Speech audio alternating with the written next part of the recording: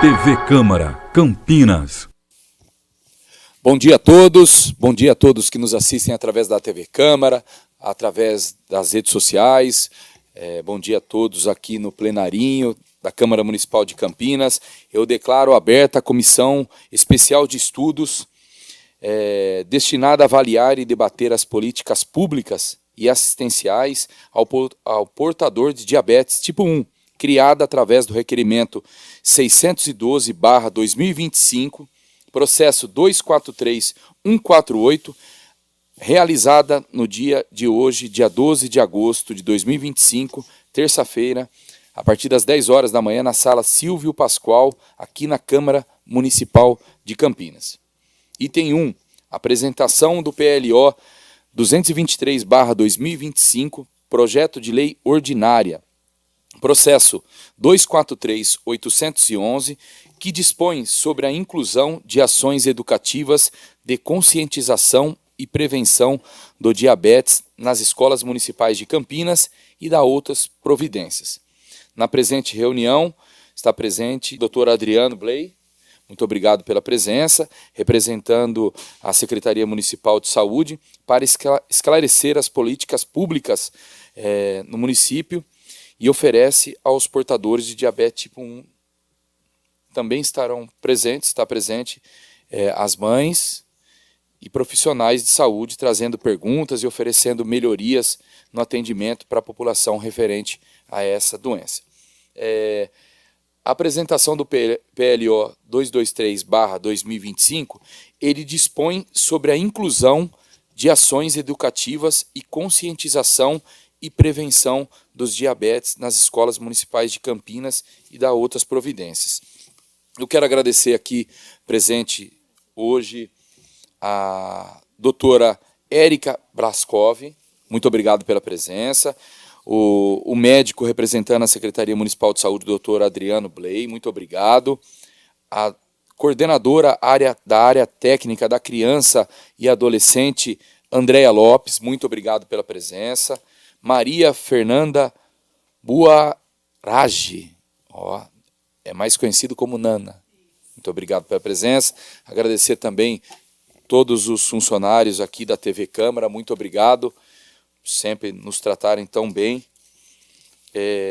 A justificativa do PLO, o presente projeto tem por finalidade instituir, no âmbito das escolas da rede municipal de Campinas, ações permanentes de conscientização e prevenção da diabetes, com ênfase no diabetes tipo 1, por meio da inclusão do tema na grade escolar e da realização de palestras, oficinas educativas com estagiários da área da saúde. O motivo pelo qual eu apresentei o projeto de lei ordinária 223/2025 baseia-se diretamente nas questões levantadas durante a primeira reunião desta comissão.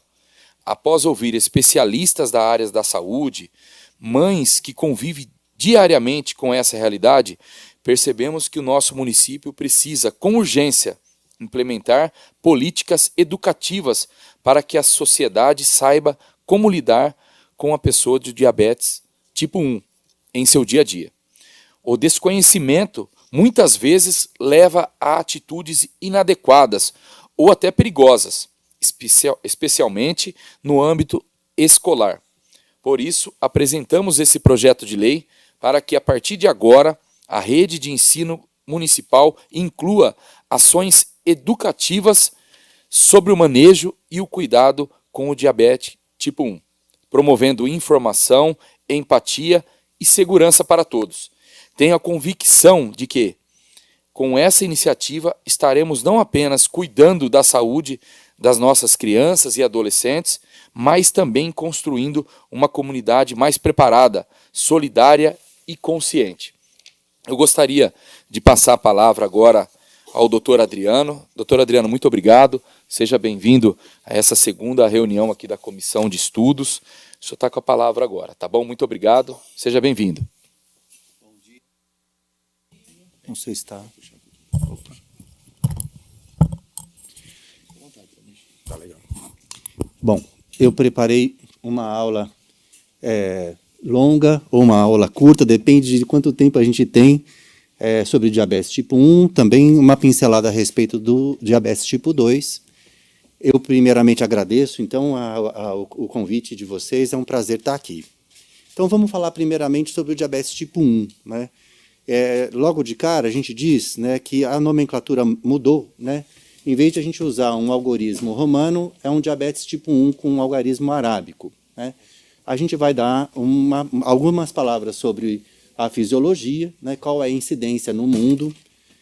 A classificação do diabetes, né, a gente tem hoje em dia uma classificação um pouco mais ampla do que diabetes tipo 1 ou diabetes tipo 2, nós vamos ver.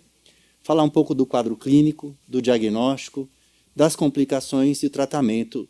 As complicações do tratamento, principalmente a hipoglicemia, e uma das complicações mais perigosas, que muitas vezes é a abertura do quadro do diabetes tipo 1, que é a cetoacidose.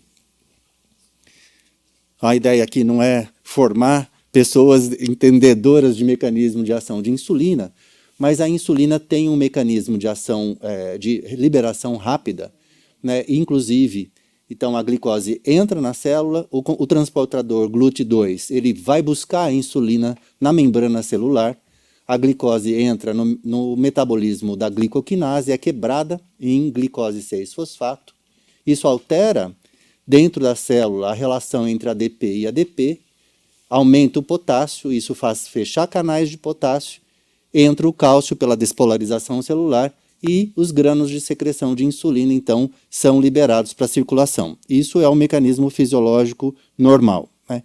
O que acontece no diabetes tipo 1 é que esse mecanismo, de alguma forma, é perdido, né, tanto na secreção da insulina, principalmente no diabetes tipo 1, quanto na secreção e liberação rápida de insulina. Então, como é que é a secreção fisiológica de insulina? O que acontece no nosso dia a dia, primeiramente, para entender, então, o normal e depois a gente conseguir falar do que acontece no paciente diabético. A gente tem uma secreção basal de insulina, como vocês estão vendo aqui, por essa linha amarela constante, e a cada refeição... Pois não. A cada refeição. Então, a gente tem aqui um tônus basal de insulina, a gente chama isso de insulina basal.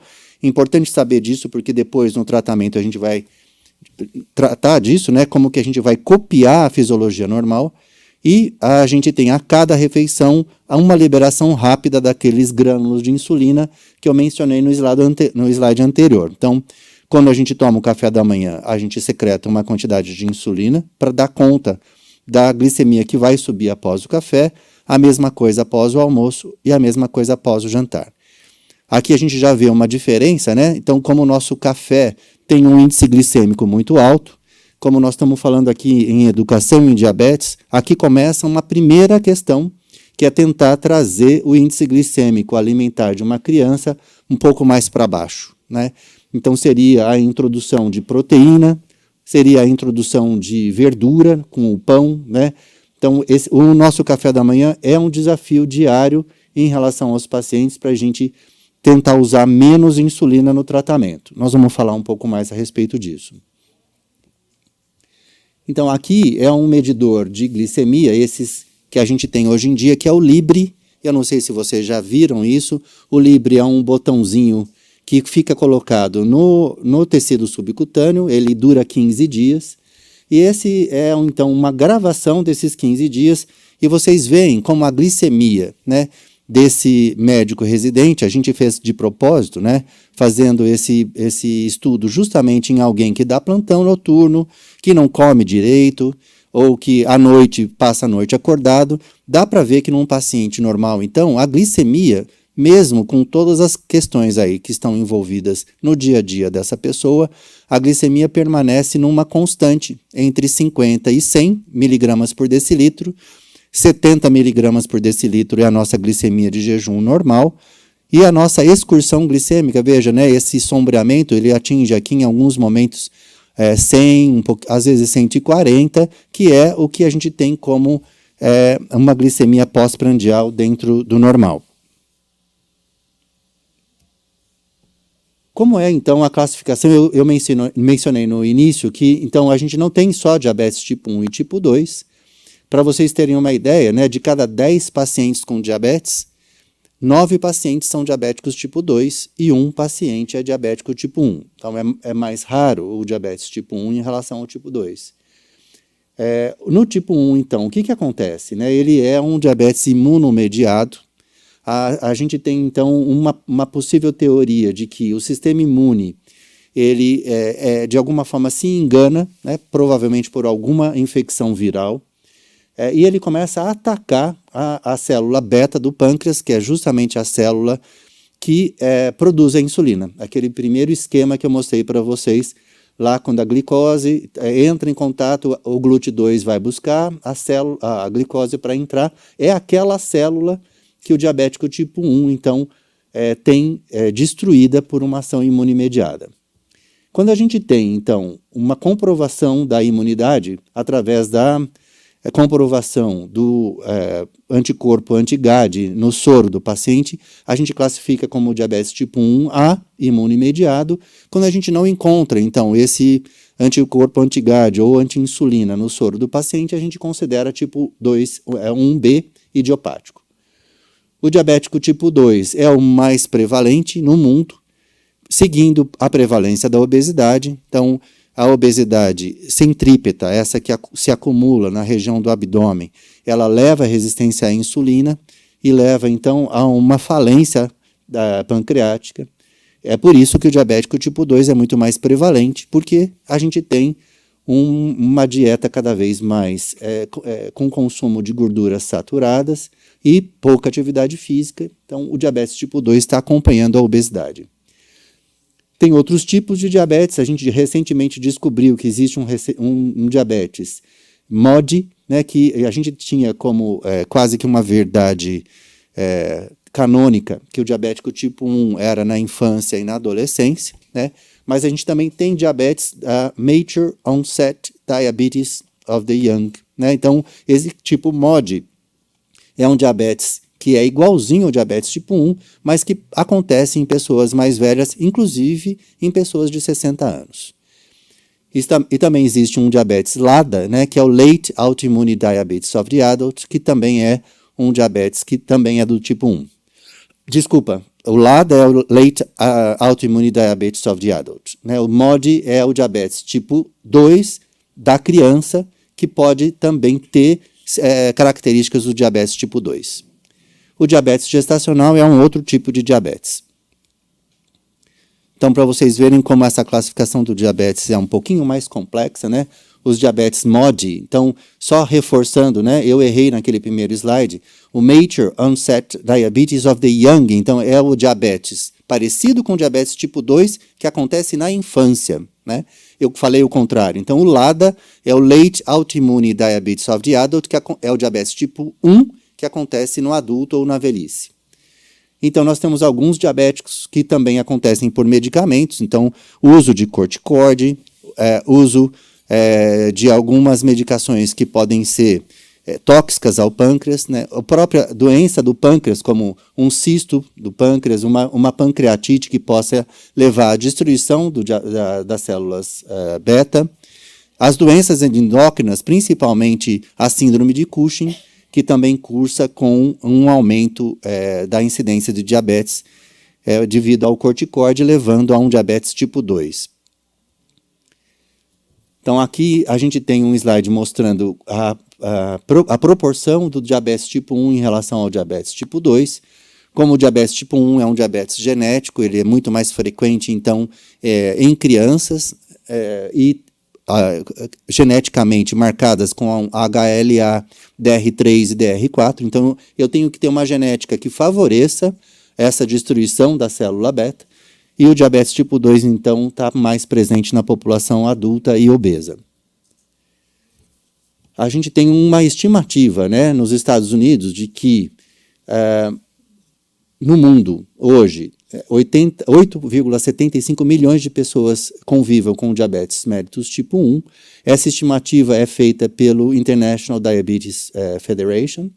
No Brasil, a estimativa é que haja entre 1,6 a 3,2 milhões de pessoas com diabetes tipo 1. Então, veja a diferença lá, né? 8,75 milhões de diabetes. Aí a prevalência também inclui o diabetes tipo 2. Com relação ao tipo 1, então, é mais ou menos uns 10% dessa estimativa. Existem hipóteses, né? Por que a incidência do diabetes tipo 1 estaria aumentando, né? A hipótese principal é essa hygiene hipótese, né? Que as populações do mundo, principalmente e surpreendentemente as populações dos países nórdicos, têm um amplo movimento anti-vacina acontecendo. Então não é só no Brasil que essa questão de que a vacina causa câncer, de que a vacina é um problema. Talvez o fato de não estarem tendo ou não estarem sendo vacinadas logo de princípio, faz com que essas crianças entrem em contato a micróbios, em geral viroses, né, que não era para ser doença, né, eram para ser evitadas, e que podem estar aumentando a frequência do diabetes tipo 1. Tem algumas questões aí que estão a falta da amamentação materna, né? A gente sabe que o leite materno transmite à criança anticorpos importantes, a exposição ao leite de vaca, ao déficit de vitamina D, e também fatores ambientais, principalmente os disruptores endócrinos, a poluição em geral, os plásticos, o contato com o bisfenol A pode ser uma das teorias que explicaria por que o diabetes tipo 1 vem aumentando. Então, a incidência do diabetes tipo 1 é muito mais em jovens, né? Em crianças na idade de 5 anos é 1 para 2.500 e 1 em 300 em jovens na idade de 18 anos. Aqui mostra, então, a taxa de diabetes no mundo, né? Mais do que 30. Você vê que em países como Canadá, Estados Unidos, a incidência é maior. Na Finlândia, nos países nórdicos também. Então, aquela hipótese, né, que fala sobre a vacinação fica um pouco mais forte, justamente porque nesses países o movimento anti-vacina é bastante intenso, né? E nos países aí em amarelo, o Brasil está no cor de abóbora, e ele fica em um meio termo nessa comparação da prevalência do diabetes tipo 1. Então, a doença autoimune é o que explica a patogênese, né? Eu já falei um pouco, então, os pacientes que estão mais suscetíveis são aqueles que geneticamente herdaram o Histocompatibility Complex, o HLA classe 2, DR3, DR4. Embora, então, esses genes possam predispor ao diabetes, também fatores ambientais, juntamente com o fator genético, pode estar explicado na patogênese. Então, é sempre assim. Uma doença, ela vai ser, então, detonada a partir de algo que acontece, né, numa exposição de fora, e algo de dentro que facilita essa exposição. O risco de ter paciente diabetes tipo 1 na família depende, então, veja, quando a mãe tem diabetes tipo 1, o filho tem um 2% de chance de ter diabetes tipo 1, quando é o pai é 6%, quando é o irmão gêmeo é 6%, um gêmeo dizigótico a chance é 10%, e quando é um gêmeo monozigótico, ou seja, um gêmeo idêntico, a chance do outro gêmeo ser diabético tipo 1 é acima de 50%. Então, o risco de familiar e de presença de autoanticorpos, né, é uma doença autoimunomediada, né, que leva, então, a uma destruição das ilhotas do pâncreas. Quando a gente tem presente um anticorpo contra as ilhotas, a chance é menor. Quanto maior o número de autoanticorpos, maior a chance do desenvolvimento do diabetes. Quais são os anticorpos, então, que a gente tem para pesquisar? O anticorpo mais frequentemente é o anti-GAD, o anti-descarboxilose do ácido glutâmico, mas também o anticorpo contra a insulina, o anticorpo anti-ilhota celular, o ICA. Esses três são os principais. No nosso meio, aqui no SUS, na prefeitura, nós temos somente o anticorpo anti-ácido glutâmico, o GAD, para ser pesquisado. Seria interessante a gente ter pelo menos um outro autoanticorpo contra a insulina, o IAA ou o ICA, para que a gente pudesse, então, completar esse painel de autoanticorpos. Como que a gente faz? Então, se estiver indo muito rápido, como a gente tem bastante coisa para falar, me desculpa, qual que é o tempo que a gente tem para essa aula?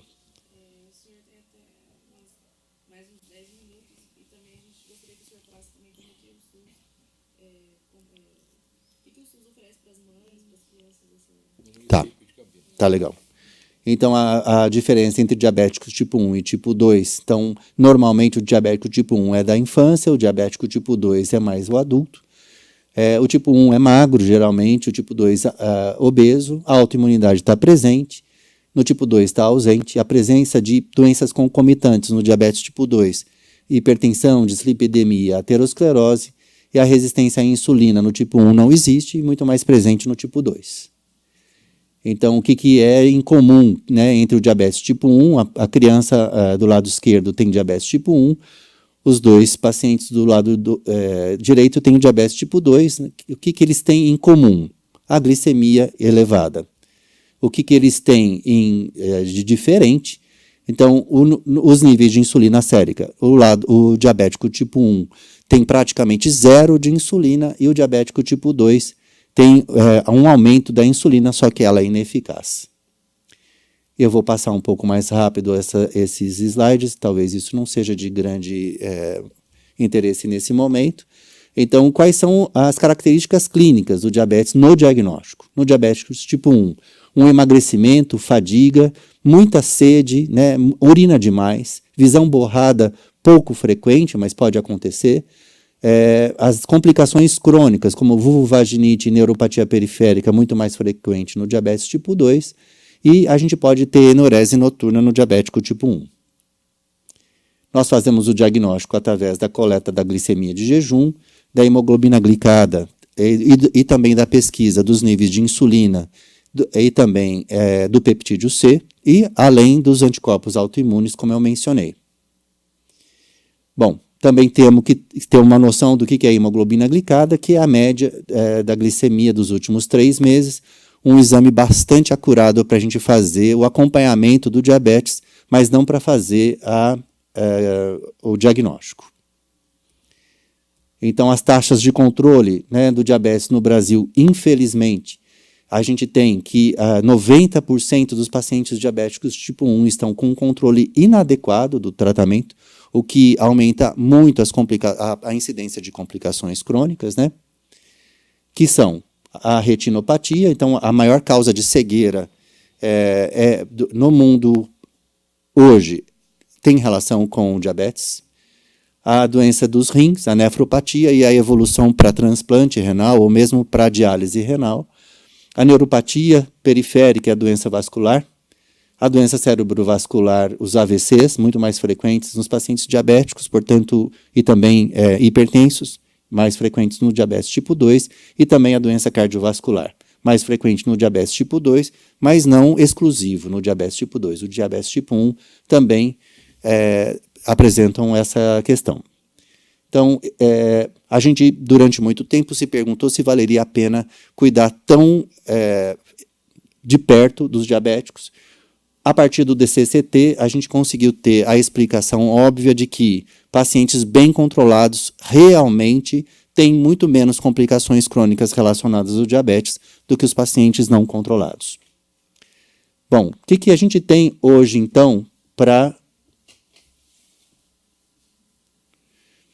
tratamento do diabetes tipo 1 e especificamente na rede de saúde municipal? A gente tem, basicamente, a insulina NPH e a insulina regular. Então, a insulina é uma medicação que é dispensada no subcutâneo, é o próprio paciente que aplica. A gente pode misturar na mesma seringa tanto a insulina NPH quanto a insulina R. NPH é uma sigla que vem do Neutral Protein, do Hagedorn. Então, é um jeito de fazer a insulina ficar mais estável. Você associa uma proteína à insulina. E você pode, então, aplicar no subcutâneo conforme a figura está ilustrando. Então, basicamente, em termos de tratamento, os pacientes têm essa insulina, NPH-R, nos postos de saúde.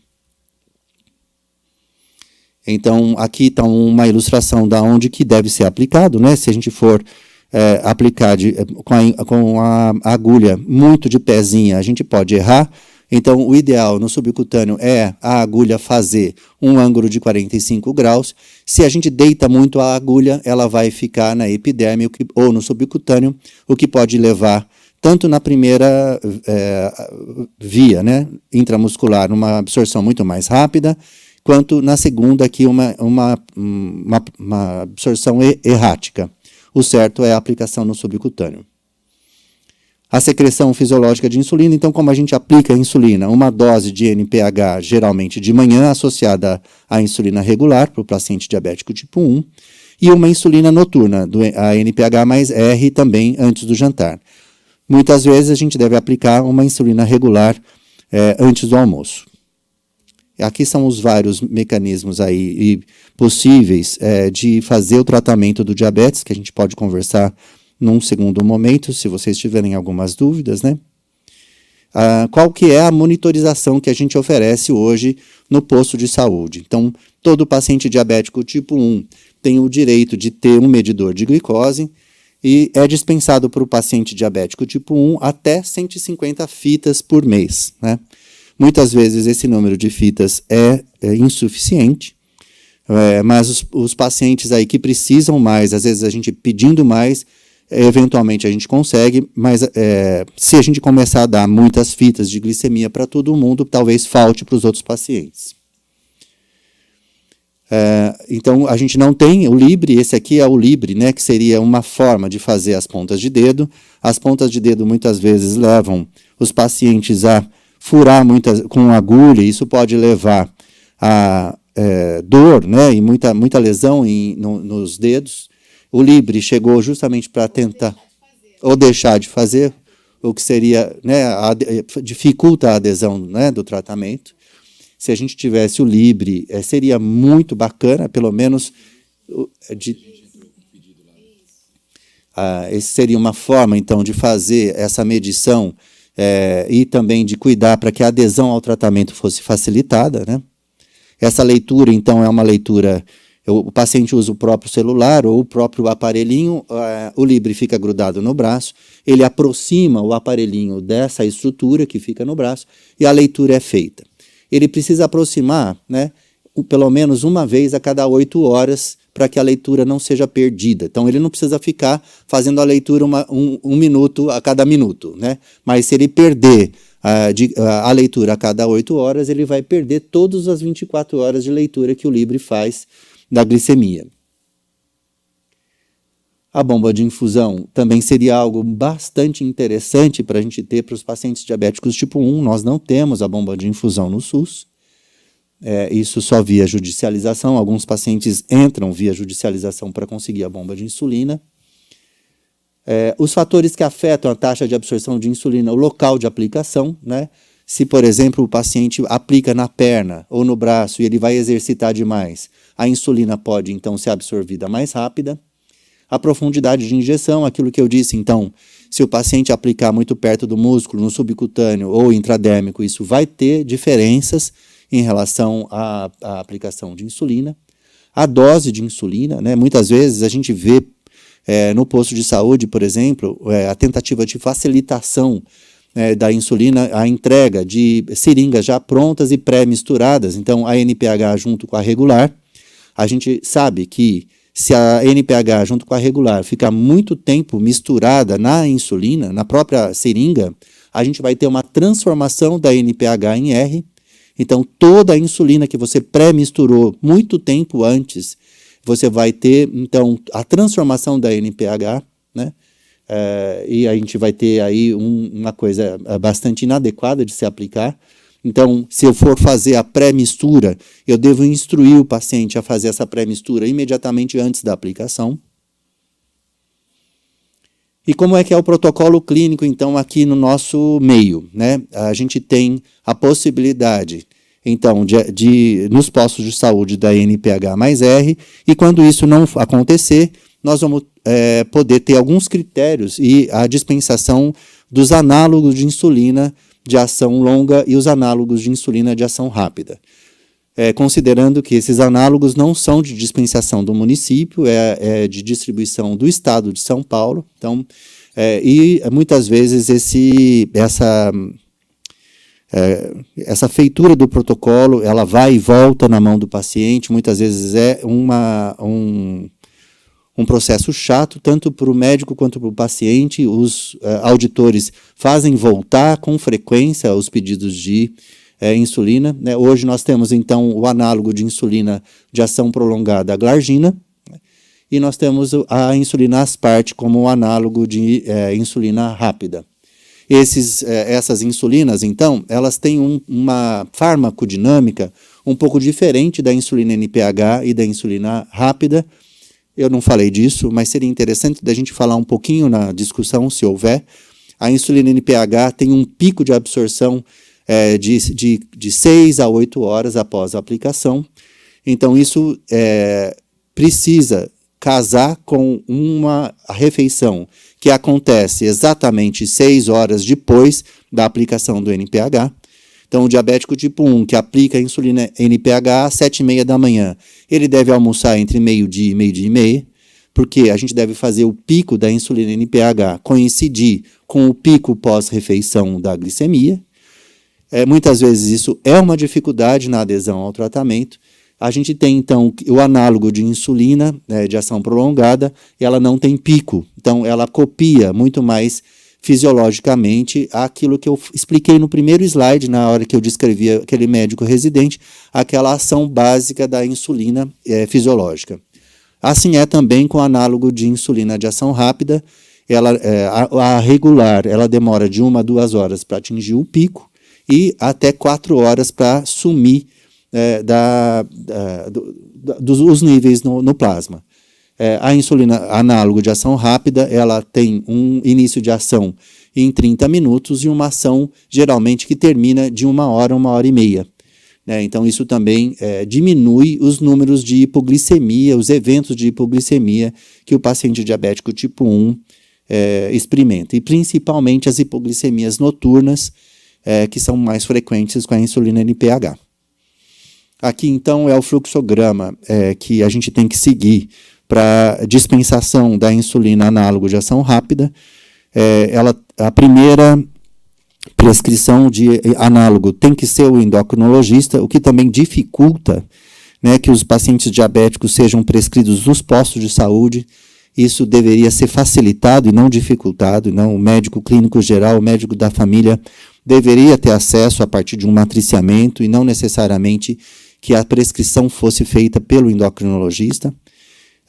Então, a regra é entrar com a insulina de ação rápida, de análogo de ação rápida durante 3 meses, para depois entrar com análogo de insulina de ação prolongada, o que também é uma dificuldade para o paciente, porque ele vai ter que misturar durante um tempo a insulina NPH e o análogo de insulina de ação rápida.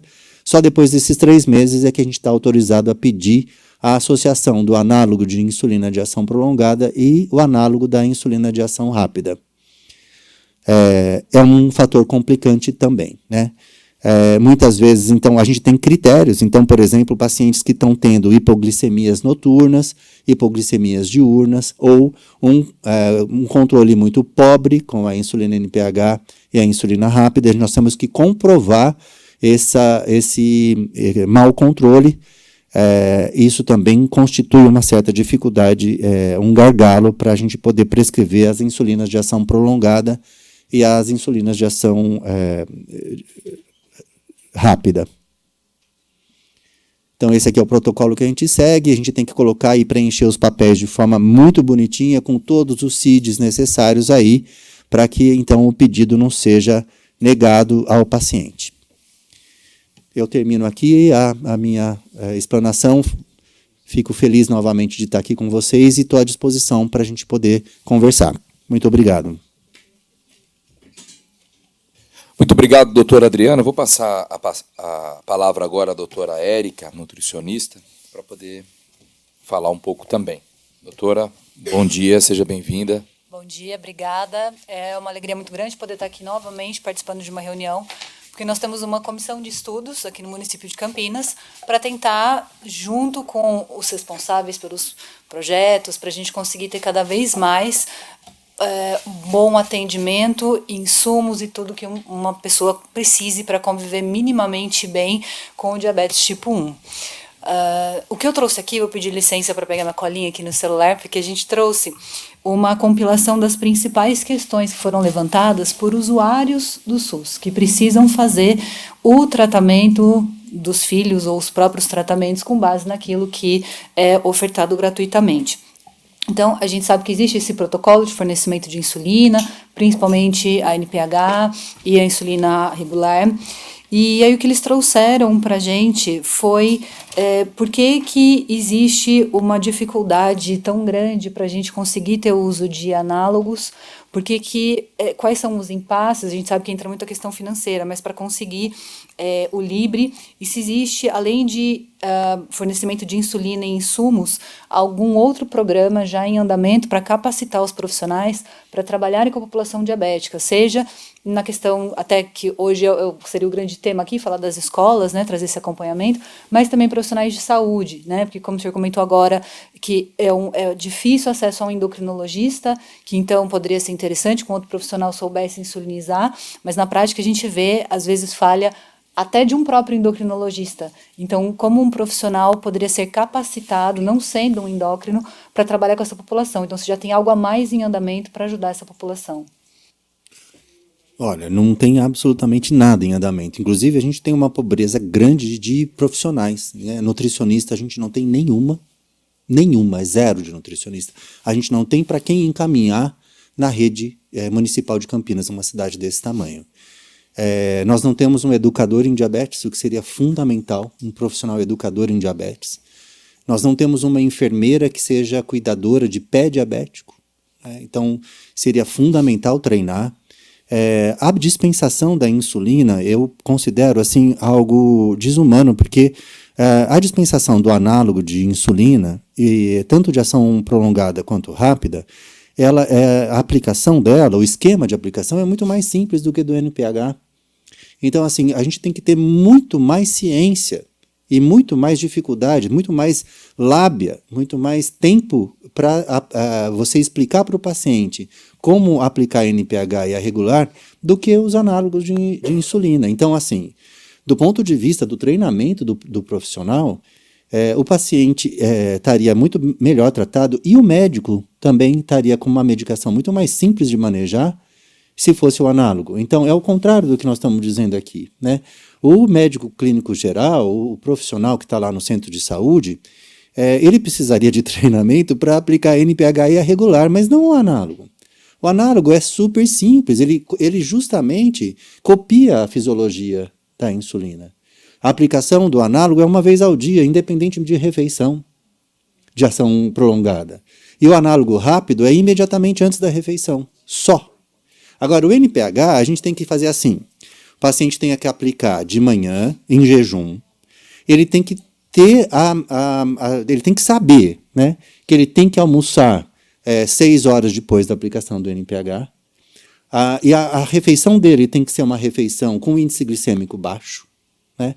O que é o índice glicêmico baixo? Tem que ter um prato que tenha proteína, carboidrato e fibra, né? Eu chamo do prato sem frescura, eu desenho o prato para o paciente, né? Então, metade do prato constituído de verdura, 1/4 do prato, um carboidrato de ação prolongada e a proteína. Isso também tem que acontecer no café da manhã. Então, veja, para você aplicar a NPH e a regular, eu vou ter que né, ter esse tipo de explicação que ele já recebe no posto de saúde.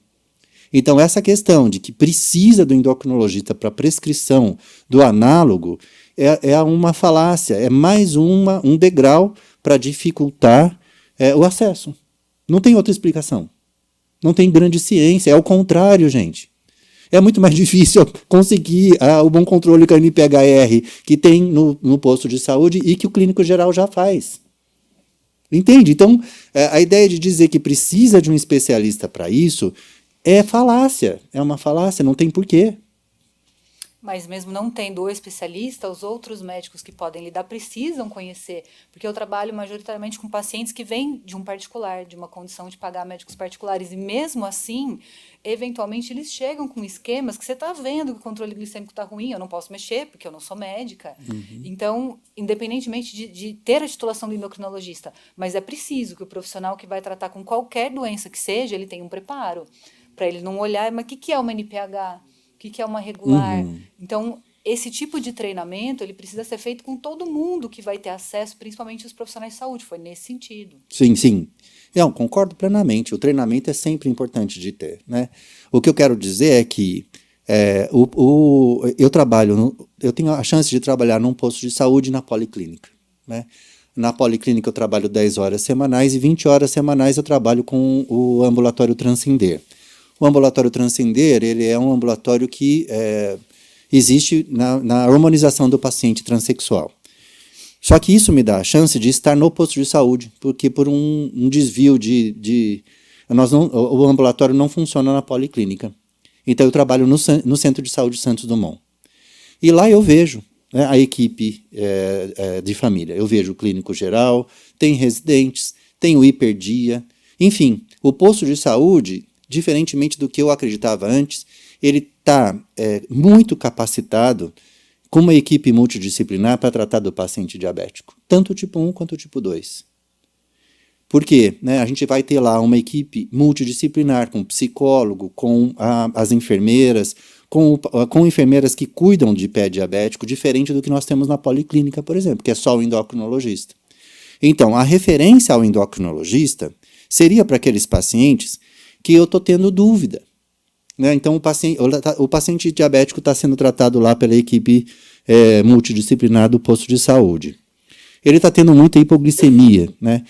Então, ele fez um matriciamento, o clínico geral fez um matriciamento. Então, já checamos se a insulina está sendo aplicada de forma correta, se está tendo muita atividade física, né? E se a insulina está sendo absorvida porque está sendo aplicada perto do músculo que está fazendo atividade física. A dieta dele não está balanceada, então balanceamos. Então, depois de tudo que fez o matriciamento, ele vai para o endocrinologista para ser monitorado. Mas esses matriciamentos existem, né? Então a gente tem um programa de matriciamento e, por exemplo, os clínicos gerais no local onde eu trabalho, eles trabalham muito bem com paciente diabético. E a gente tem muitos pacientes descontrolados, porque muitas vezes o buraco é mais embaixo, né? A gente não tem dinheiro para fazer uma refeição adequada, com fibra, a atividade física, a mãe sai para trabalhar e não consegue pessoas para cuidar dos menores, muitas vezes são filhos mais velhos, né? E muitas vezes não tão mais velhos assim para cozinhar para os mais novos. Enfim, o buraco muitas vezes é muito mais embaixo, né? E por isso mesmo que eu penso que a gente deveria facilitar na farmacologia, ou seja, nas insulinas de ação prolongada, porque a gente não vai conseguir mudar tão rapidamente a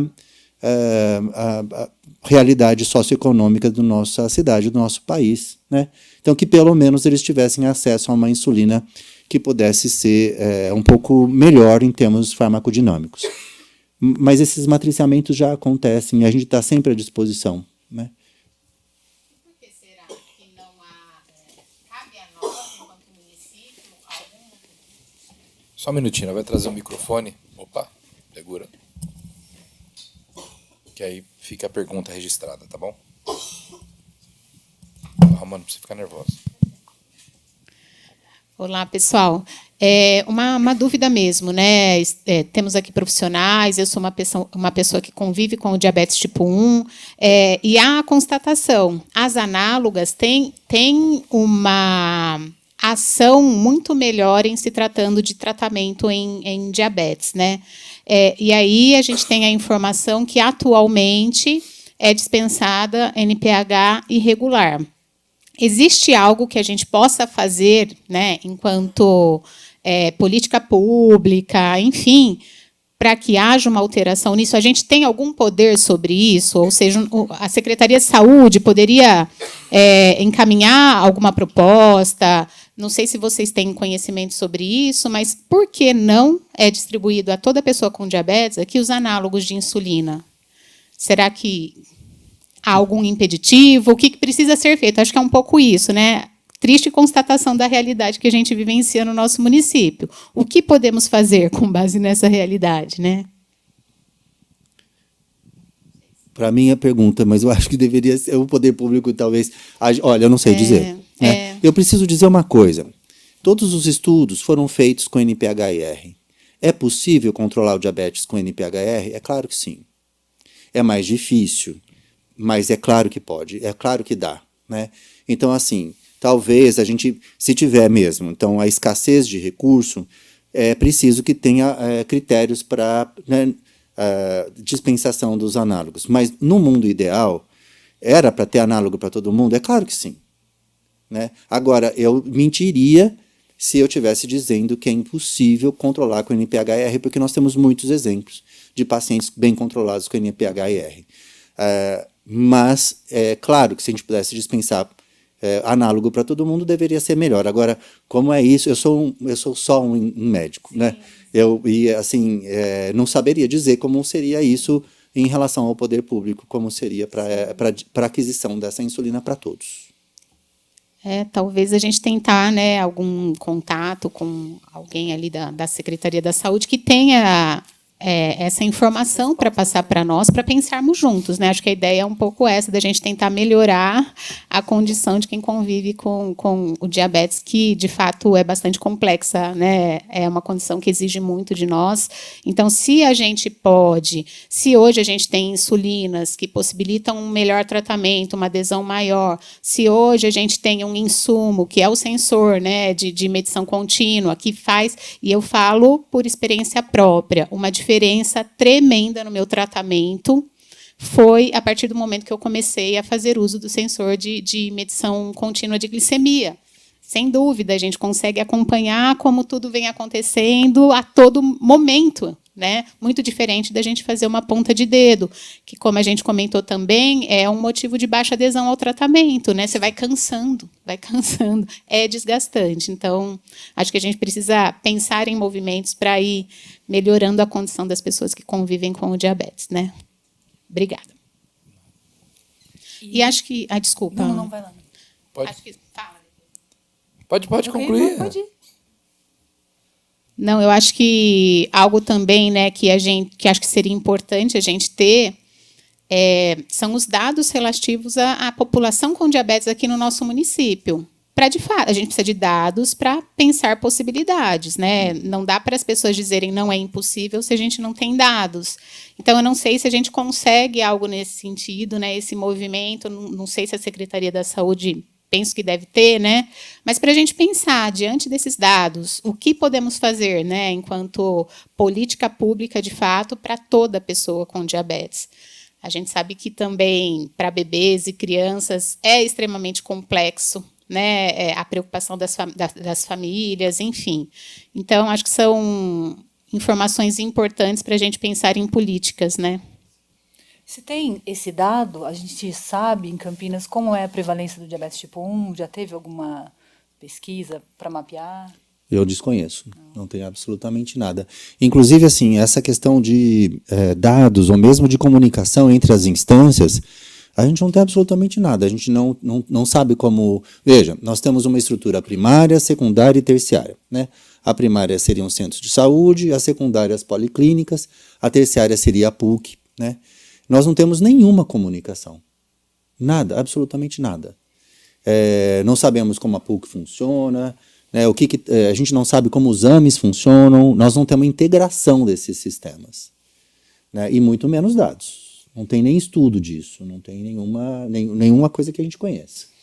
Tá. Imagino que fique difícil até para as perguntas que o pessoal deixou para a gente, que o que eles falaram foi sobre falta de insumos, de limitação, até mesmo das fitas, para conseguir ver como está a glicemia. Então, muita gente acaba monitorando poucas vezes ao dia, porque tem que guardar, porque está faltando insumo. Então, o que eles deixaram de pedido para a gente trazer que acho que vai ser difícil responder, mas como é feita a gestão de estoque desses materiais, sabendo que existe uma demanda mensal que seria mais ou menos padronizada pelo número de pessoas que vão retirar esses materiais nos postos de saúde? Por que falta? Se não tem nenhum tipo de monitoramento eletrônico para verificar se está acabando o insumo, para pedir isso com urgência. Então, eles demandaram mais explicações, ainda perguntaram se existe um protocolo de compras emergenciais ou estoque mínimo para tentar garantir que haja para todo mundo que precisa. Não sei se o senhor tem também os dados. Como eu disse, eu sou um endocrinologista, eu atuo no consultório, eu não tenho nenhum cargo administrativo, né? E muito, assim, eu desconheço, não sei nem quem faz. Tá, ok, doutor. É assim, o intuito nosso dessa comissão aqui foi trazer alguém responsável pela Secretaria de Saúde para nos responder. Você pode responder? Então tá bom. Então tá ali quem vai responder. A gente tá direcionando tudo ao doutor aqui. Então é assim. Ufa, doutor. Viu, doutor? Então, o que é o intuito nosso? Nós tivemos a primeira reunião da comissão, essa é a segunda, e no final de todo esse 180 dias, nós iremos apresentar um estudo para o executivo, cobrando o que é necessário, o que tem, o que não tem. A gente vai fazer tudo e entregar na mão do prefeito lá do executivo para ver se a gente consegue melhorar aí a situação para quem tem o diabetes tipo 1. Então, eu vou passar a palavra ali a Andréia Lopes para poder responder. Quer sentar aqui na frente, Andréia? Pode ser, vem para cá, fica à vontade. Aí fica melhor aqui na filmagem aqui também. Vem um pouquinho para cá, fazendo um favor. Aí, obrigado. Imagina. Então, bom dia a todos e a todas, né? Eu espero ser assertiva nas respostas, mas, enfim, o que não contemplar, eu posso levar e depois trazer no segundo momento. Eu vou me apresentar, eu sou médica pediatra de formação e, no momento, eu estou na coordenação técnica da área da criança e do adolescente. Eu fui convidada a estar aqui pela doutora Maíra, que a princípio estaria aqui presente, e muitas das questões que foram trazidas, foram levantadas, elas são afins à área da especialidade, que é a área da atenção secundária, e da assistência farmacêutica, que trabalham lá na secretaria e que eu trago assim, algumas devolutivas que eu já sei, que a gente sabe dos caminhos e de como acontece, por exemplo, esse controle eletrônico da saída, da dispensação dos insumos, medicamentos. Mas eu acho que esse assunto é muito importante. Eu gostei muito de saber que existe essa comissão, né? Porque o diabetes tipo 1, a gente sabe qual está aumentando-se a incidência. Eu achei muito interessante a história dos dados. Que eu saiba, a gente também não tem um levantamento de dados assim recente, mas acho que é possível fazer. Então, assim, eu não sei, vou falar numa ordem, se eu faltar alguma coisa, vocês, por favor, me falem, tá bom? Em relação ao nosso modelo de atenção à saúde, no município é a estratégia de saúde da família. Então, como a doutora Adriana colocou, né, atenção primária, secundária, atenção primária nas unidades básicas de saúde, a secundária nas polis, na sua grande maioria, e outros ambulatórios.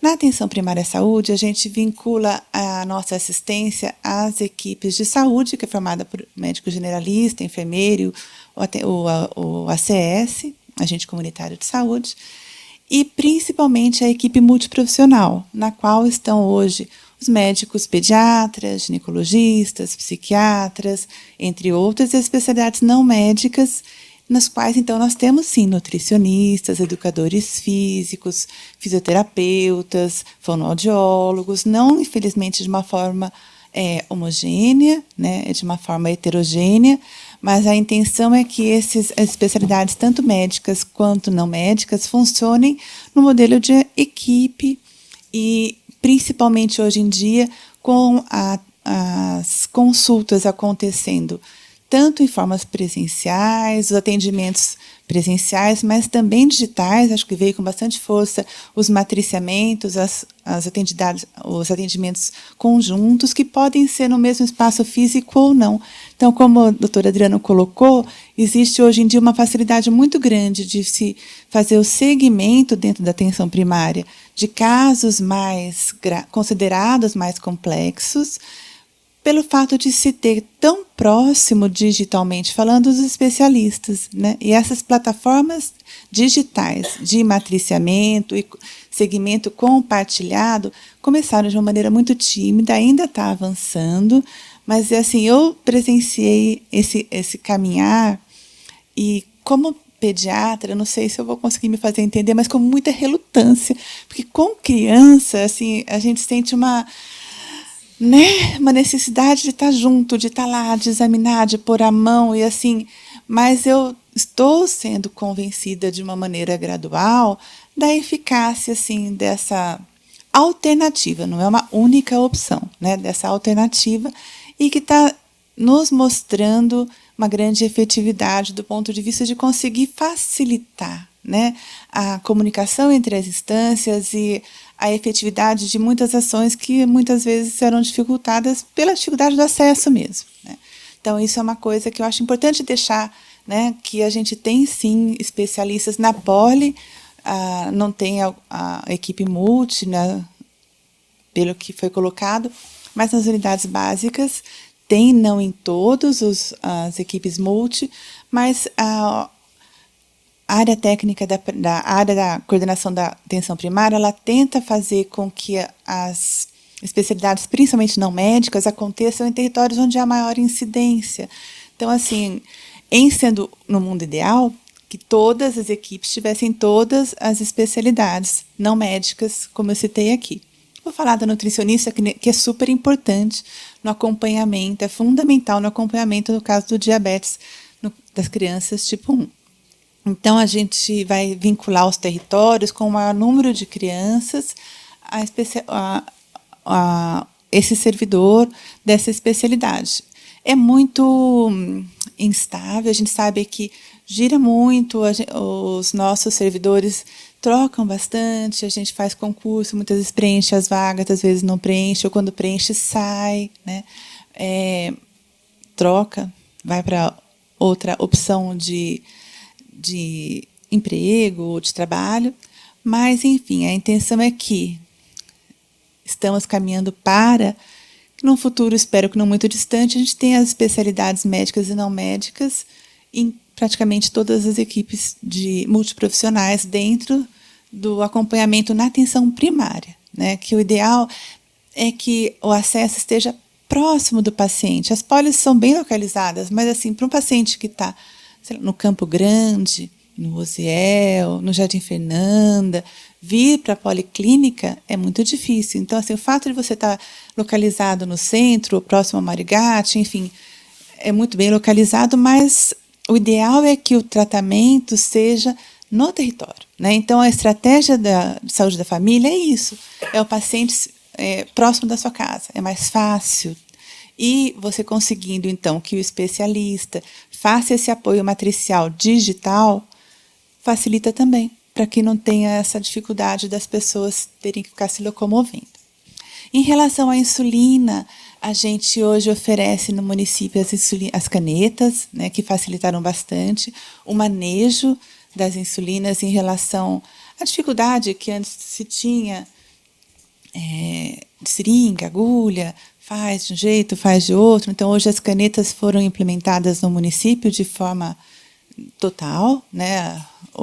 A ação hoje, o tratamento se dá através das canetas, que é muito mais fácil você conseguir fazer a manipulação e a aplicação, mas também tem que ser feito da maneira correta, com a orientação correta. Em relação ao glicosímetro, sim, a gente ainda não tem o Libre, mas seria super importante se a gente tivesse. Ainda não temos. Existe uma comissão dentro da área de assistência farmacêutica que faz avaliação de todas as solicitações de medicamentos que o município possa vir a ter que comprar. Essa comissão não faço parte, mas eu sei que ela existe. A coordenação da área da assistência farmacêutica faz parte, assim como várias outras instâncias do município. E eles analisam, através de documentos técnicos, principalmente, as solicitações. E, assim, o recurso ele é finito, né? Ele é finito e é uma coisa que, infelizmente, nós, enquanto profissionais da área da saúde, como o Adriano colocou, a gente queria que fosse tudo para todo mundo, é óbvio, porque nos limita bastante. A gente sabe que não dá o tratamento que seria considerado ideal. Mas essa comissão ela vai analisar muito isso que ele colocou, é possível fazer de uma maneira ideal, adequada, com esses insumos, com esses medicamentos que já são padronizados? Se a resposta for sim, dificilmente vão ser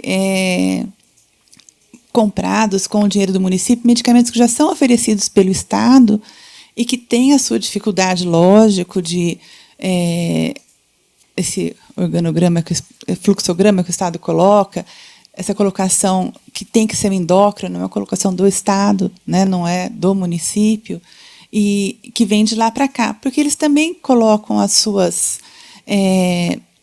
barreiras, entre muitas aspas, para que o processo ocorra de uma maneira organizada, porque senão muitas coisas saem do controle, acredito eu. Dentro da área da criança, eu tenho muita dificuldade com vários outros medicamentos e vários outros insumos, justamente porque são por conta do Estado, a gente sempre está tentando ver se consegue reverter de alguma maneira ou facilitar, conversa com o Estado, fala, mas assim, eu não sei se eu posso colocar aqui, se eu não puder, depois o senhor edita. Mas é difícil, né? É uma conversa muito difícil, geralmente unilateral. Mas, enfim, eu acho que é importante trazer a realidade, né? E isso não é só com medicamentos, é com alimentos, é com dieta integral, com leite, né? A gente sabe que é muito, muito difícil mesmo. Mas impossível não é. Eu acho que em se startando solicitações, o não a gente sempre tem. Eu acho que a procura por uma situação ideal, ela sempre começa de um pequeno passo, né? E dentro da área da saúde, nós, enquanto assistência, departamento de saúde que está vinculado à assistência, a gente está sempre no afins de querer fazer com que as situações se tornem as ideais, sim.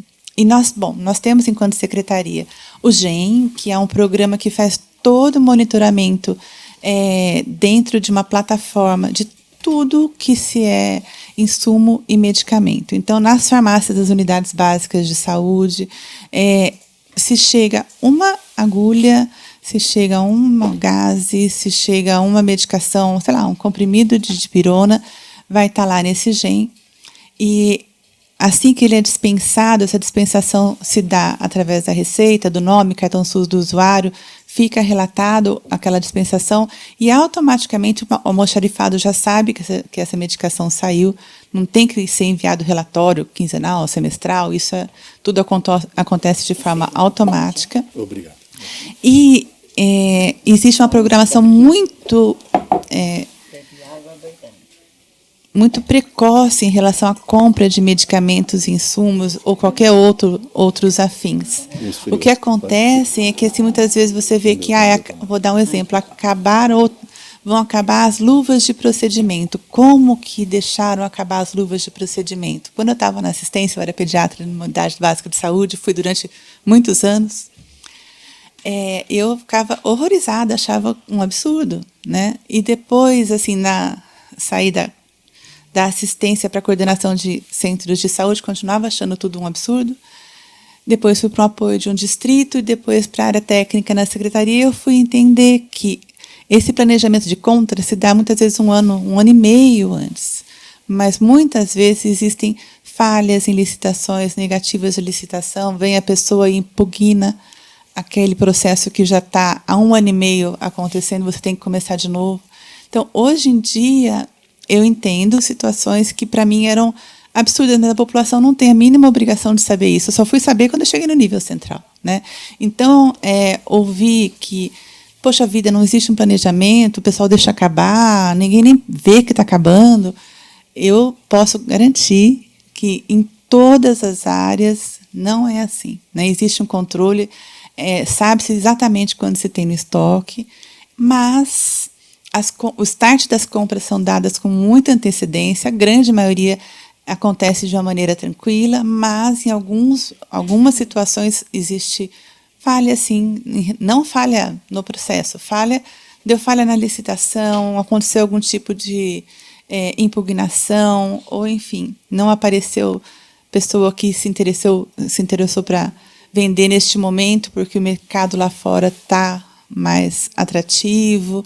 Enfim, são várias situações que acontecem nessa parte de gestão mais dura, né, que não é a nossa enquanto assistência, que a gente muitas vezes não fica nem sabendo, mas que hoje eu, pelo menos, entendo que eles existem. Não sei se contempla, se traz algum tipo de explicação um pouco mais real do que a gente vive. O ideal seria que não acontecesse, sim, que os processos fossem mais ágeis. Acredito que sim, mas acho que hoje em dia já são muito mais do que foram antes, né? Porque tudo é automatizado. Mas, ao mesmo tempo, o rigor em relação ao risco de fazer alguma coisa errada e dar algum problema, a gente vê que os processos vêm e voltam por causa de situações que, às vezes, são detalhes mesmo, mas que tem que ter, porque senão aquela que ficou em segundo lugar, por causa de uma palavra, vai impugnar toda uma compra. E eu já vi isso acontecer com coisas em relação à criança, né, nutrição parenteral. Então, assim, depois deu tudo certo. Mas você que é nutricionista, médico, enfermeiro, que está fazendo o processo na intenção de resolver o problema, muitas vezes essas coisas mais burocráticas, mais duras, são mais difíceis, né? Faltou alguma coisa, gente? Vocês me desculpem, eu falo muito. Para mim, acho que disso tá ok. Tem mais alguma pergunta? Só queria emendar, eu sei que estamos acho que com o tempo apertado, mas que isso talvez até você saiba responder. Se a gente tem como protocolo em centros de saúde, hospitais, fazer a triagem das crianças, principalmente, com valores de glicemia, porque, infelizmente, ainda se morre de diagnóstico tardio de diabetes e teve um caso recente. Então, se isso é feito e se não é, o que impediria de ter, né, esse exame para verificar a glicemia como protocolo? Nada impediria, de modo algum. Dentro dos centros de saúde, atenção hospitalar, eu não posso responder porque a Secretaria de Saúde, no caso, eu fico mais vinculada à atenção primária, que são as unidades básicas de saúde. E a Poli, a doutora Adriana está aqui, mas geralmente não é o caso de fazer triagem, né, de risco para a porta. A atenção hospitalar está ligada hoje à autarquia Mário Gatti, né, que seria como se fosse uma secretaria a par em relação à Secretaria de Saúde. E eu acredito que na rede hospitalar a triagem de glicemia ela é uma constante maior do que nas unidades básicas de saúde, né? Pelo fato da pessoa que está lá geralmente chegar numa situação de risco maior, então está procurando a porta, né? Está procurando a porta. Muitas vezes o risco nos centros de saúde é feita assim a triagem em relação à glicemia, mas assim muito mais induzida pela queixa, né, pela fala de. Não acho que seja um protocolo, é um protocolo, mas não acho que seja realizado em todos os casos em que há alguma queixa dentro da faixa etária pediátrica. Na adulta, geralmente sim, né? Agora, eu não posso responder geralmente os casos mais graves, mais sintomáticos, a porta de entrada é o hospital. Agora, sim, se uma criança chega desacordada, ou com alteração de nível de consciência, ou alguma situação do gênero que exponha a um risco maior de morte, penso eu que é muito difícil que não se faça uma triagem de glicemia mesmo numa unidade básica de saúde, né? Lógico que o fato de ter o protocolo, porque o protocolo vai pelo risco, e nesses casos, no risco, existe sim a orientação de. Agora, se a pessoa chega com uma queixa respiratória, ou uma febre que começou hoje ou ontem, ou um quadro que não tenha, né, nenhum tipo de gravidade, a criança no geral está bem, acredito que não é feito mesmo. Se chega, como eu falei, desacordado, ou se chega numa situação, né, com uma confusão mental, alguma coisa assim, acredito que sim. Mas isso também a gente sabe que, mesmo estando no protocolo, existem profissionais, situações e situações, né, que é uma coisa que a gente bate no bom sentido, tá, gente? Insiste muito que os matriciamentos, as capacitações locais, assim, dentro de quem está atuando na ponta, tem que acontecer de forma constante, recorrente. A gente mesmo padroniza protocolo, atualiza protocolos de uma forma mais constante hoje em dia, encaminha para a rede, no intuito de que essas informações sejam articuladas dentro das unidades. Essa articulação não é fácil, ela é difícil, mas, né, é possível. E acho que a gente tem que trabalhar com o possível, sim, mas também sempre pensando no que é o ideal. Aqui o caso mais recente foi justo uma criança que diagnosticaram com virose. Então, virose. E acabou passando, a criança veio a óbito. Lógico que existem sintomas que não são os clássicos do diabetes, que então, num primeiro momento, pode ser que não se desconfie. Mas quando acontece, já surge esse medo, né? E se fizesse um teste Mas eu acho interessante, assim, eu fico muito triste de saber que aconteceu esse caso, que foi a óbito, mas eu acho que esses eventos têm que vir como evento sentinela e deflagrar processos, né? Assim, são situações que nos causam muita tristeza, são muito difíceis, mas que deflagrem, né? Sim, um processo de uma revisão, porque eu tenho certeza que nos casos pela demanda, pela quantidade de crianças que chegam, e se for um quadro muito típico de um quadro viral, dificilmente na faixa etária pediátrica você vai fazer a aferição, né, um destro. Mas, né, entendo um caso. Eu trabalho no Comitê de Mortalidade Materna e Infantil. Há alguns anos a gente segue os casos de crianças com óbito até 1 ano e de gestantes e mulheres em idade fértil, né? E assim, tem casos, muitos casos que aconteceram, situações pontuais, mas que nos serviram muito como evento sentinela para deflagrar processos, né? E isso eu acho que, infelizmente, acontece, e quando acontece tem que reverter de forma que não venha a acontecer mais, né? Então, que o caso seja encaminhado, que acredito que a vigilância alguém deva estar sabendo, a vigilância, e com certeza isso tem que retornar de uma maneira que processos sejam desencadeados, né, a partir disso, para que não se repita, ou que, né, o ideal é que não se repita, né, nunca mais, que não aconteça, que se aprenda com isso e que protocolos sejam criados. Eu acho que o mundo funciona assim, né? Então, que vire um evento sentinela e que sejam deflagrados processos a partir desse. Aí, doutora, a gente precisa ver também ao ponto de quantas vidas a gente vai perder. Só um minutinho, fala no microfone. Meu nome é Carol, né? A minha filha foi diagnosticada com diabetes tipo 1 em novembro do ano passado. Ela tem 3 aninhos. E assim, ela entrou no pronto-socorro assintomática, não tinha absolutamente nada, nada apresentava que ela estaria quase com cetoacidose. Fizeram a ponta de dedo porque eu pedi, porque o pediatra falou, leva e pede para fazer uma ponta de dedo. Eu não tinha um aparelho em casa, e na hora que furou, a glicemia estava em 580. Estava quase entrando numa cetoacidose, pegou 7 dias de UTI. Então, assim, quantas vidas a gente vai perder para que isso vire uma lei de que toda criança... Porque ela estava brincando, ela estava comendo, ela não demonstrava para nós, ainda mais que a gente não tem diabetes, meu marido não tem diabetes, na minha família não tem caso de diabetes, e a minha filha tem uma criança de 3 anos. E, assim, para a gente é tudo muito novo, né? E a gente fica se perguntando quantas vidas a gente vai ter que perder para que essa ponta de dedo realmente seja obrigatória, vai? Porque ela estava com a glicemia 580 e estava brincando. E jamais iria passar na nossa cabeça, né? Então, eu fui muito sincera aqui na resposta, né? Porque a gente tem que jogar limpo, né? Existem protocolos. E nesses protocolos de risco existe, sim, a necessidade da aferição da ponta de dedo, da glicemia, ou destro, cada um coloca como, né, a glicemia capilar. Mas, no dia a dia,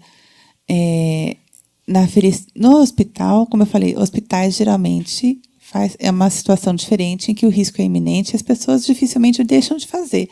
Eu falei enquanto centro de saúde, né, uma criança que chega a uma unidade básica com um quadro semelhante a um resfriado, por exemplo, está com uma congestão nasal, uma queixa de febre noturna, que começou à noite.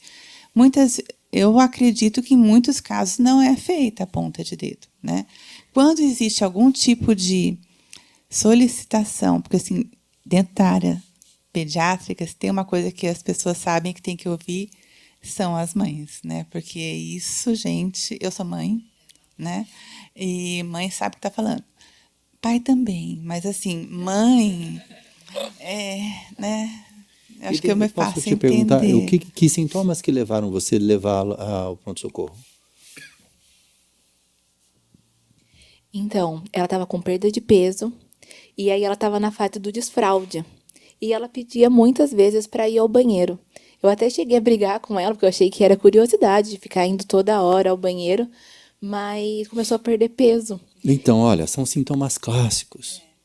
A gente diz assim, a medicina é feita de história.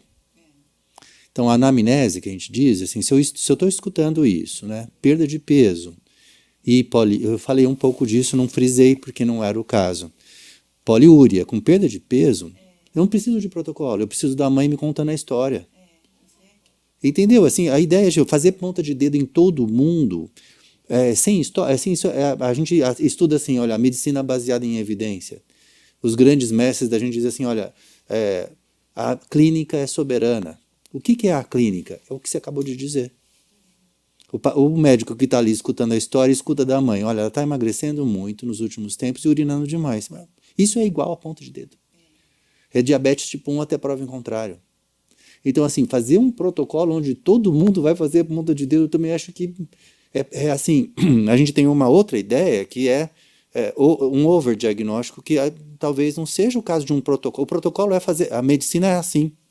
Você chegou no pronto-socorro e você contou essa história. Na verdade, ela passou pelo pediatra e aí até então estavam desconfiando de infecção urinária. E aí o laboratório me ligou, da onde ela fez o exame de sangue, e falou que a glicemia estava muito alta. E que pediu para que ela fosse encaminhada para um pronto-socorro. Eu levei ela para o hospital e cheguei e relatei isso para eles. Foi onde eles fizeram a ponta de dedo e deu 580 a glicemia dela. Sim. Então, veja, aí já estava, né, já estava contada, já estava feito o diagnóstico. Já estava feito. Né, ela já foi para lá com o diagnóstico feito, a glicemia já estava alterada. Né? Sim. Então, assim, a clínica é soberana. A gente tem que valorizar a relação médico-paciente, né? A ideia de tirar a história, de conversar. Eu vejo, como eu disse, né? Eu estou na policlínica uma parte do meu tempo, outra parte eu estou lá no posto de saúde. Tem uma sala de emergência. É uma das primeiras perguntas que a gente faz. Quais são os remédios que já está tomando? Teve perda de peso? Né? Se o paciente já é diabético, isso que você acabou de dizer, perda de peso com polaciúria, assim, a cor do macaco, o rabo do macaco, dentro do macaco. É macaco, mas é óbvio que é macaco. Né? Então está com todos os sintomas de diabetes, e a gente vai instaurar um protocolo para fazer ponta de dedo em todo mundo. Também não é, isso é a negação do funcionamento da medicina. Ele vai começar a fazer exame em todo mundo para tudo. E não é isso, a história é soberana, a clínica é soberana. Mas talvez, doutor, com um diagnóstico precoce, talvez a gente evitaria muita cetoacidose nas crianças. Sim. Porque quando a gente descobre muito para frente, se eu não tivesse descoberto em novembro, em janeiro talvez minha filha não poderia estar aqui, porque com a glicemia 580, talvez, ela ia ter uma eu cetoacidose. entendi o que você quer dizer, acho muito interessante. Mas a educação em diabetes aí seria fundamental. Entra Né, porque na questão da capacitação. Porque daí a mãe, né, que está ali, o pai que está ali, saber, olha, né, isso pode ser diabetes. Né, porque eu já vi pessoas assim, internadas no Einstein morrerem por cetoacidose diabética. A cetoacidose diabética é grave. E muitas vezes é a abertura do diagnóstico na criança. Né? Então, por exemplo, muitas vezes esses sintomas de emagrecimento e urinar demais não é valorizado pela pessoa que está cuidando. Né? E ela não tem obrigação de saber, mas, ao mesmo tempo, isso deveria ser... Né? Se você, por exemplo, a educação nos países desenvolvidos, essas aulas são dadas na infância, são dadas para as crianças e são dadas para os pais também. Tem videozinho, tem coisa... Então, isso seriam ações de saúde, de educação. E não, entendeu? E não de tratamento lá na frente. Quer dizer, esse caso teria que ser levado o mais rápido possível para o pronto-socorro. Eu acho que, completando o que você colocou, a gente tem sim uma dificuldade do ponto de vista agora gestão, né? Tirando o mundo ideal, trazendo para a realidade, em relação ao número de fitas, né? A gente sabe que tem situações em que, se você começar a usar sem o critério de organização de número de fitas, vai faltar, né, para o número de pessoas que precisam, porque é finito, como eu falei, o recurso é sempre finito. Então compram-se milhões de fitas, mas a nossa cidade é uma metrópole, a gente sempre está recebendo usuários novos, o SUS é para todos. Então existe uma temperança de você oferecer uma quantidade que seja efetiva e não ideal para todos, do que oferecer a ideal para alguns e deixar de oferecer para outros. Infelizmente, tem que se colocar na balança e fazer o que é possível. Mas quando eu vi a abertura aqui desse projeto de educação, me deu assim, eu fiquei muito feliz com essa proposta, né? Porque eu sou muito a favor da educação e eu acho que é o que vai fazer realmente a mudança em relação à virada de chave, não só dentro da área da diabetes tipo 1, mas para tudo, né? Para tudo em termos de sociedade. Então, quando veio esse projeto de que se tenha uma fala, e eu acho que hoje em dia a gente tem, vou falar enquanto Secretaria de Saúde, a gente tem um departamento, que é o DEPS, que é o Departamento de Ensino, Pesquisa e Saúde Digital, que tem como gravar aulas, gravar vídeos, deixar disponível para a Secretaria de Educação, né? Tanto estadual como municipal. A gente sabe que para estadual a gente não tem assim, a proximidade, né, a facilidade de estar junto, mas com a educação a gente tem muita. Certo. Então, assim, eu gostei muito desse projeto em relação a essa possibilidade aí de estar criando, realizando a educação, né, levando para as escolas e para pais, para professores, porque muitas vezes essas crianças elas ficam muito pouco tempo com as famílias, muito pouco tempo. As unidades básicas de saúde, então, gente, eles vão, tirando na puericultura, eles vão quando estão com algum tipo de problema, dificilmente as pessoas fazem acompanhamento horizontal. Então, assim, na escola, onde eles ficam a maior parte do tempo, tem vínculo com os professores. O professor, ele também tem que ser valorizado, porque ele está com aquela criança, ele sabe, ele olha, ele fala, está diferente, e tá, né? Então, eu acho que essa parte da educação me encantou demais. E é uma articulação possível? Super possível. Porque essa seria a questão final, super né? Como possível. Pensar nessa articulação para que exista não só o treinamento dos pais, passar informação para os pais, para os próprios profissionais de saúde, mas também para a comunidade escolar, né? Então, se isso é possível de fazer. Super possível. Eu acho que a gente tem muito vínculo com a educação e, assim, é uma secretaria que sempre está muito afins também de resolver situações que combinam lá. As nossas crianças de hoje são os adultos de amanhã, né, gente? Então, a educação é uma secretaria parceira e é possível, sim, bem possível. Tá ok, pessoal. Nosso tempo já se esgotou, né, doutora? É isso? Então tá certo. O que o doutor falou, só para mim concluir aqui, é muito importante, inclusive esse projeto que a gente está dispondo sobre a inclusão de ações educativas e conscientização e prevenção do diabetes nas escolas municipais de Campinas. Vai ser não só para os alunos, mas para os professores, para as mães dos alunos, o que é bacana colocar também, viu, doutora? Doutora Samira também, né? É advogada, mas é doutora, viu? A gente, esse vídeo informativo também, porque a maioria das vezes, se for aprovado aqui nessa casa, o prefeito sancionar e entrar na grade escolar, tem muitos pais e mães que trabalham, então não vão ter oportunidade de participar daquela palestra naquele determinado dia na escola, mas a gente também incluir vídeos educativos para que a mãe receba na residência esse vídeo informativo. Como ela diz aqui mesmo, o doutor falou, se ela já tivesse na grade escolar no município de Campinas essa conscientização, ela vendo a filha dela urinando toda hora, perdendo peso, já poderia imaginar que poderia ser uma diabetes. né? Então, a gente poderia ter essa prevenção. Sim. Correto, doutor? Então, eu agradeço aqui, o nosso tempo está esgotado. Eu agradeço o doutor Adriano. Muito obrigado pela participação. Eu que agradeço. Parabéns pela aula que o senhor deu aqui. Quero agradecer a Andréia, representando a Secretaria de Saúde também, técnica na criança e adolescente. Agradecer a Érica Blaskov, nutricionista. Mais uma vez, muito obrigado. Obrigado, Ananda. Obrigado a Carol também. A todos os funcionários da TV Câmara. Então, eu declaro encerrada essa terceira reunião da Comissão Especial de Estudos para avaliar e debater políticas públicas e assistenciais aos portadores de diabetes tipo 1. Deus abençoe a todos e até a próxima. Muito obrigado.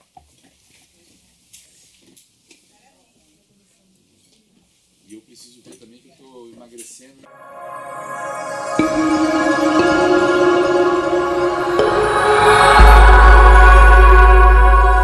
TV Câmara, Campinas.